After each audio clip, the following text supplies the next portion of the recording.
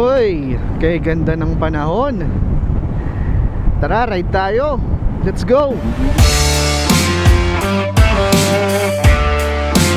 Kamusta mga kapatid? Welcome to Motor Life Pinas. Ngayong araw is Friday, October 31, 2025. And magsa-short ride lang tayo papunta dito sa Pililla. Actually nakapunta na kami dito. Yung huli kong vlog about sa Pililla Wind Farm, yung sa may Santis, that was, if I'm not mistaken, 3 years ago. Mga ganyan. Ang gamit natin nun is Honda ADV 150 na ipinahiram sa atin ng Honda Philippines to review. If you haven't watched ang ating review ng Honda ADV 150, nasa description yung link. Yung detailed review ko sa ADV 150 is andun. So okay mga kapatid, nanggaling ako dun sa may Dalig, Antipolo. So sinundo ko muna yung misis ko. Doon kasi sila nakatira, yung family niya. And ngayon is nag-decide lang kami ng mag-ride, short ride lang. Kasi maaga kami natapos sa work, sa project ko. Maaga natapos yung project ko dun sa editing. And ngayon is Friday. Bihirang bihira ako maging free kapag Biyernes, dahil ang Friday ko is usually video editing day ko yan. Last day na video editing ko. Kasi ang submission namin ng palabas namin sa Channel 4 is every Friday. Tapos ang show namin is tuwing Sabado 8:30 AM. So kailangan Friday tapos na ako. By project ako mga kapatid. So hindi siya yung typical na 9 to 5. Hindi, basta matapos mo yung project within the week, tapos maipalabas yun ng Sabado, okay na, tapos na. So praise God kasi tapos na tayo ngayong linggo. Maaga tayo. And ngayon we decided na mag-unwind. Ba't gumigewang to? We decided na mag-unwind muna. May gewang si kuya, oh. Yun.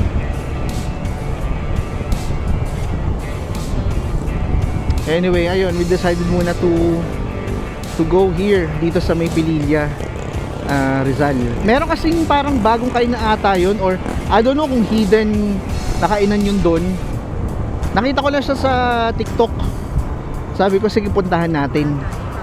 Tapos yung huli kasi namin doon sa may Santis Wind Farm, 150 pesos para makapasok ka, tapos cafe lang yun. Eto alam ko kainan talaga eh. So tingnan natin mamaya kung ano mga meron doon. Malapit lang to. It's more than 1 hour lang na biyahe. Dadaan tayo ng Teresa dito sa Rizal. Maganda panahon mga kapatid. Buti naman sa Manila panay ulan, dito maaraw kahit bulubundukin. Okay, dito na tayo sa Teresa, Rizal. And ito yung pinakabayan nila. Ito, Teresa Public Market.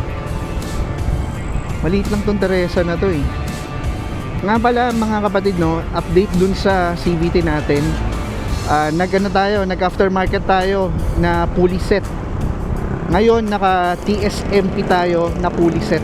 Yung dati ko kasi yung bola ko na 17 grams, medyo nagkaroon na ng kanto. Tapos yung isa kong stock pulley set is medyo sa katagalan na hindi na rin pwede. So ngayon nag-contemplate ako, o parang nag-turn ako kung between stock ba ulit yung ilalagay ko na CVT o mag-aftermarket. Etong barkada natin, shoutout kay Biyahe ni Dude. Siya yung nag-aalaga ng PCX natin ngayon. Nirecommend niya na mag-aftermarket na ako. Total din naman, matagal na rin naman yung ating motor. And ma-experience din natin yung performance pa na kaya pang ibigay ng motor. So nag-fully set tayo.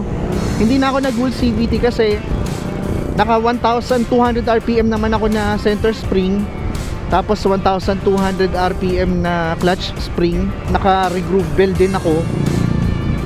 So might as well, okay na siguro yung pulley set na lang, 'di ba? Although konti na lang din CVT set na. Yung pulley set na kinuha natin is from TSMP. Pang PCX talaga siya. Siguro pwede rin yun sa Honda Click. Ngayon gamit ko siya, mag 2,000 kilometers na. And talaga experience ko sobrang solid, grabe. Lalo na sa paakyat, walang kahirap-hirap. Kahit dalawa pa kami tapos may top box pa. kayang-kaya. Ngayon, ginawa namin sa bola, minix namin tatlong 17 grams at saka tatlong 13 grams para meron akong arangkada at meron akong gitna. Which is, para sa akin tamang-tama lang kasi dito naman sa Metro Manila, di ba? Hanggang 60 lang naman ng maximum dyan eh. Usually 80, depende sa daan. Although yes, dito tayo sa outside Metro Manila, pwede ka naman talagang mag more than 60. Pero sa Metro Manila kasi tayo nakatira eh. So, halos karamihan ng mga kalsada ron, limit lang is 60 kph. So, ang kailangan ko lang yung arangkada tsaka gitna. Okay na ako, solve na ako. Tsaka maganda siya sa paakyat, sobrang kapit. So ayun, nagmix tayo 13 grams and 17 grams. Ang stock ng PCX is 19 grams. Tapos naka TSMP na fully set tayo. 2,000 kilometers sa tinakbo, sobrang solid. Ang ganda, malapit na ako mag-change oil. Pinapaabot ko lang ng 2,000 eh. Ang langis natin ngayon, still yung Shell long ride. Yun nga lang, may napansin ako. Medyo bumaba ng konti. Konti lang naman yung gas consumption natin kasi syempre performance di ba? So syempre hindi naman all benefits 'yan. Since kailangan mo ng performance, ang magiging downside ng konti is yung gas consumption kasi more power, less fuel efficiency. Yun naman ang tina-target ng Honda, di ba? Kaya nga mabigat ang bola nila eh. 19 grams eh. ADV is 20 grams. Kasi nga, target nila is patitiran ng gas consumption. Which is understandable naman. Ito yung dinaanan namin nung pumunta kami ng Pagbilao eh. That was 3:30 in the morning ata or 4 AM. Sobrang dilim dito. Ang dilim-dilim dito nun. Ito yun no. Yung pumunta tayo ng Pagbilao. Hindi ko alam kung mag-go ba o ano. Nagta-traffic pala dito. So ito rin yung nadaan nung pumunta kami ng Mangantila. Dire-diretso nito. Madadaanan natin yung Mangantila na entrance mula dito.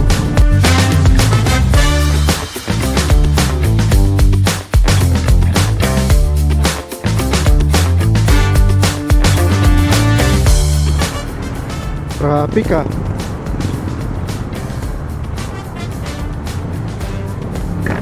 traffic. Walang huli na walang helmet dito.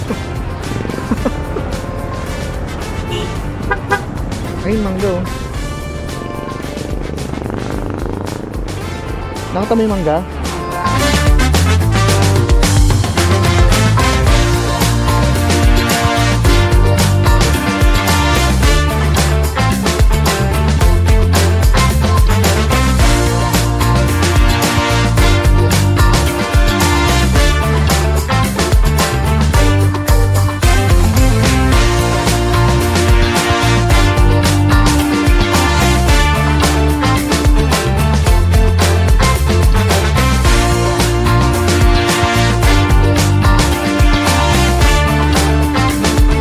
Mga kapatid, dito tayo sa Tanay Sampaloc Road.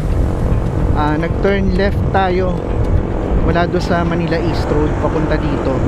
Sobrang traffic doon. Walang nag-enforce nung traffic doon. Kaya tuloy lahat ng mga sasakyan sumusundot. So ito 30 minutes away na lang tayo. Paakyat ng paakyat to eh. Puro zigzag. Puro zigzag road.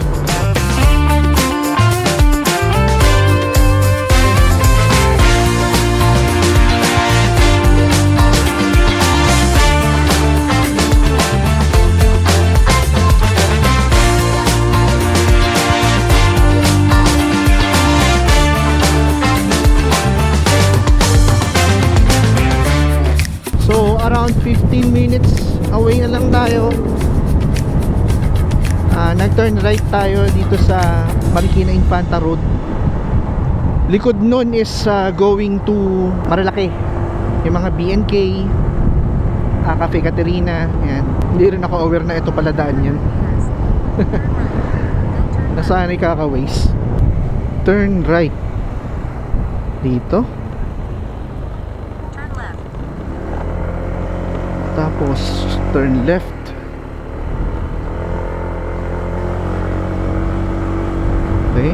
Para tayo pupunta ng beach ah.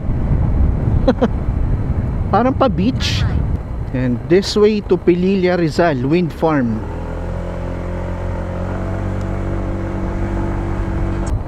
Lapit na tayo. It's 8 minutes. Puro ups and downs. Mga daan, ano to, LTO? LTO Tanay. Matinding off-road yan ah. Ito ayoko eh. Hindi naman pang off-road tong motor natin eh. Dahan-dahan lang. Uy, dahan-dahan lang tayong dulas. Parang chocolate. Okay. Parang nilagyan ng Hershey's yung lupa. Parte ba ng adventure to? Tapos yung reward sa dulo. Hindi po adventure bike yung dala ko. Woo! Bakit putol? Ba't putol yung gawa ng ano?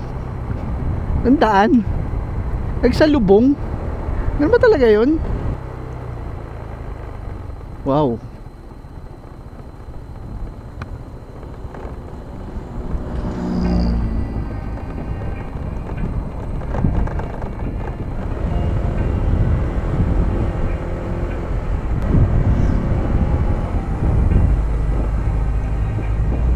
Maganda oh.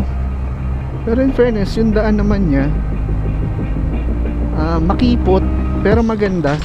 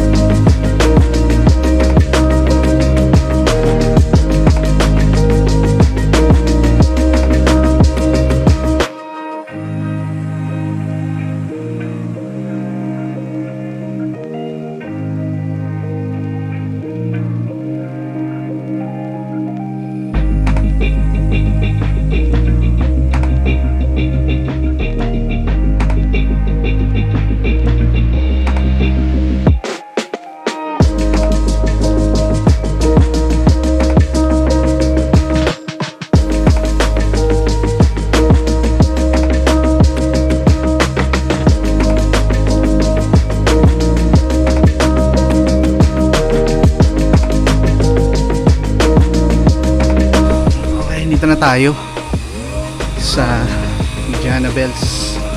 Para saan nito ba?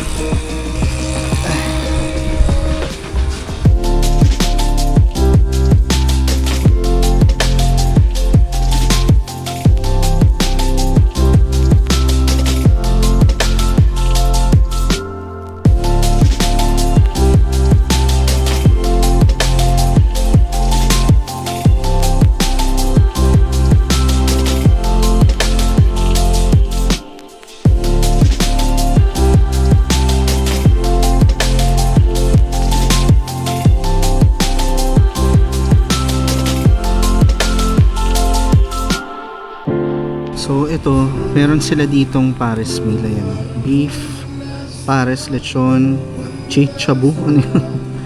Pares overload. Para sa silog, meron sila ditong iba't ibang klase ng silog, from tapsi to hot silog. Meron din silang pansit.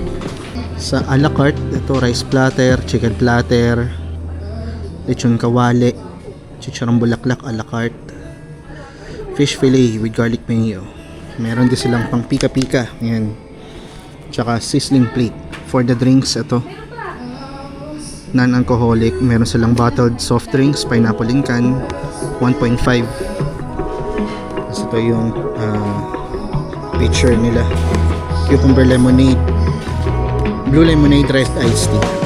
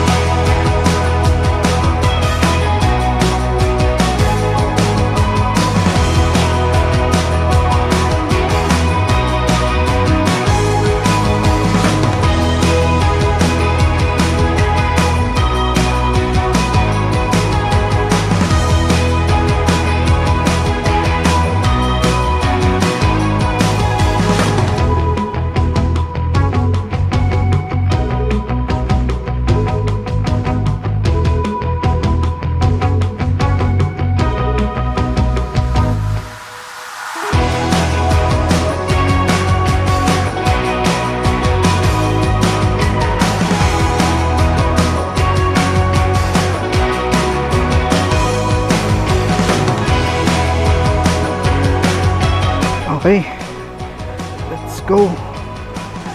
Tapos na tayo dito kumain sa Gianna Bell's Pares Hub. Shout out to Gianna Bell's Pares Hub. Pakinain namin yung pares, overload. Merong lechong kawali, chicharong bulaklak, beef syempre, anli soup, anli taba, tapos merong anli rice at soft drinks. Alright, so maraming salamat muli mga kapatid sa pagsama sa amin dito sa aking another vlog for today. Ito ay just a quick ride going to Pililia, specifically dito sa Gianna Bell's Paresan or Pares Hub. Yung papunta medyo rough na konti, pero smooth pag akyat mo dito. Medyo matarik nga lang yung daan, basta dahan-dahan lang kayo. Tsaka ito, tingnan niyo, masyadong narrow. And muli, maraming salamat sa pagsama sa amin dito sa Pililia, Rizal. And I hope to see you again sa mga susunod pa ating vlog.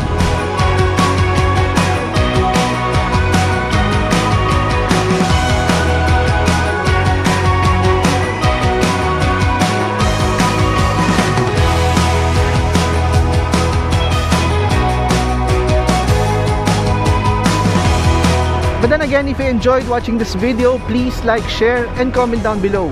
At kung bago ka sa akin channel, subscribe ka na rin kapatid. And hit that notification bell icon para palagi ka updated sa mga upcoming videos ko. Hanggang dito na lang. Ride safe!